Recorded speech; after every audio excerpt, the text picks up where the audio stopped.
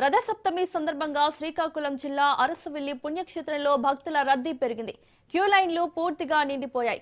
రద్దీ నేపథ్యంలో క్యూ లైన్లో తోపులాట జరిగింది. దీంతో భక్తులు ఆగ్రహం వ్యక్తం చేస్తున్నారు.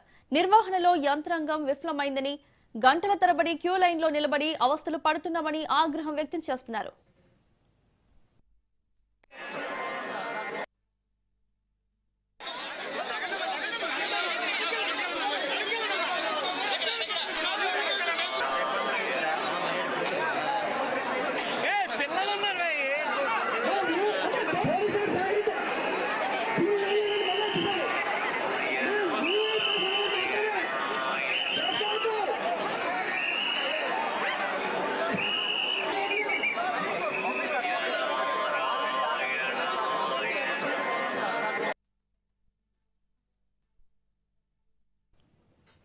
రథసప్తమి సందర్భంగా శ్రీకాకుళం జిల్లా అరసవిల్లి పుణ్యక్షేత్రంలో భక్తుల రద్దీ పెరిగింది.